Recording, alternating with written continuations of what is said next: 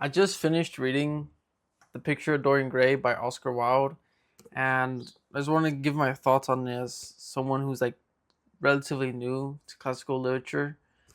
I really like the story. The book is pretty short, about like 200 pages, but I think that's appropriate for a type of story because the story isn't really that complex, but that doesn't take away from my enjoyment or the beauty of the story.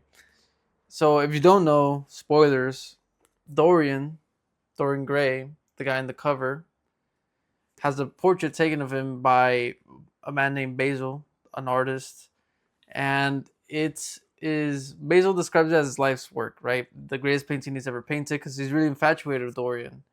As Dorian to him is like a very pure individual, and at the beginning he really is. Until one of Basil's friends, Harry, introduces himself and kind of basically taints Dorian to his perspective on the world. He makes Dorian into this type of person who doesn't really, well, him and the book he loans him. It gives Dorian this mindset that nothing he does really matters, and the way he affects other people doesn't matter because they should be in charge of their own lives. And basically, basically the gist of it is do whatever you want. The repercussions aren't really real. Who cares? That's kind of the gist of this mindset that's being implanted into Dorian.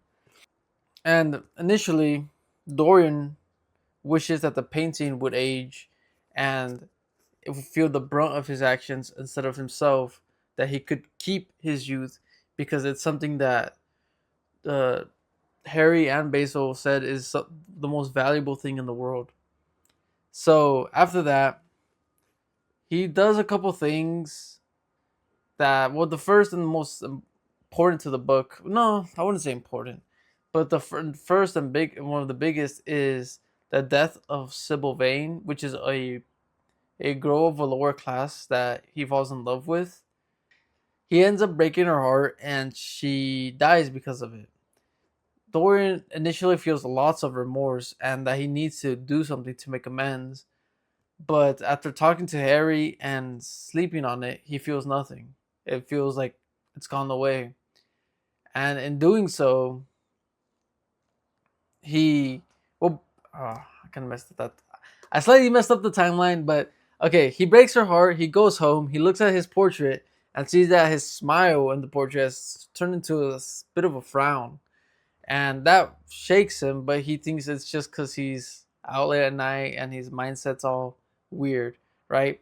The next day, he feels very remorseful, but then he talks to Harry. Then he goes to sleep the next day and he feels nothing anymore about it. And that's kind of the trend where he does something really horrible, but the painting is affected and not him. And that's kind of the story. He does a bunch of more things. He almost dies, but the painting protects him. Well, not the painting or whatever magical thing is doing this protects him from even death. And in the end, he ends up killing Basil, the guy who painted the painting, even though he was one of his closest friends. He kills him, and the painting has this sort of influence on him. He looks at it, and it just brings anger and rage to him that leads to heated moment decisions. And in the end, he decides to he goes on the wrong path. He chooses, instead of remorse and trying to be better, to try and destroy the painting, which is the only evidence of his actual decaying, not just body, mindset, like soul.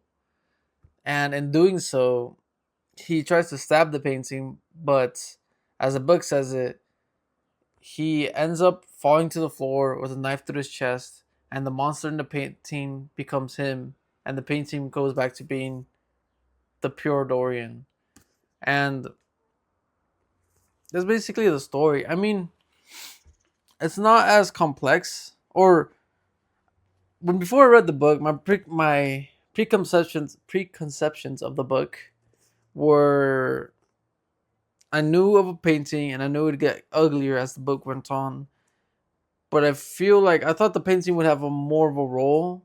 It does. It has its key moments. Like the initial change, and then the next big one is when he decides to kill Basil after looking at a painting.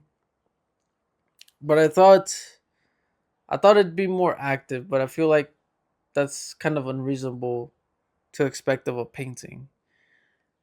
But besides that, another thing I wish the book had done was seeing Harry's reaction, given that it's all his fault, basically, to be honest. Um, but you don't get that. You don't get to see. I don't know if he would have even understood that it was his fault or that why it happened. Because I'm not so sure of how much he believes what he tells Dorian, or if he's just saying it to come off that way. But maybe he does. Maybe he does believe everything he says, and Dorian's just like the not misinterpretation, but like the extreme of what Harry was trying to say.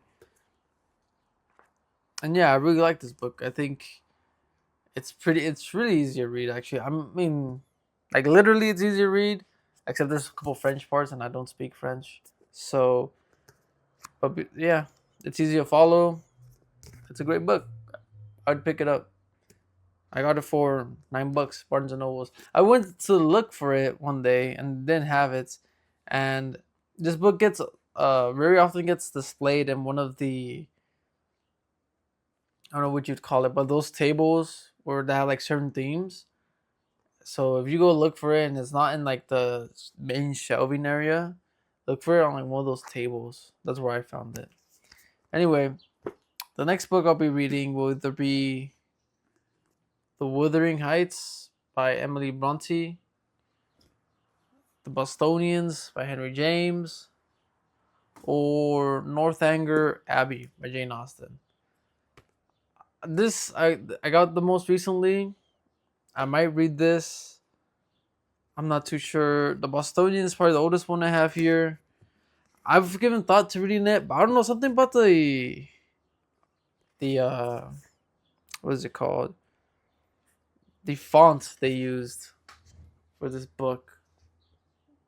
I don't know. It kind of puts me off, but I might give it a try. Anyway, thanks for listening to my incoherent rambles. Have a good day.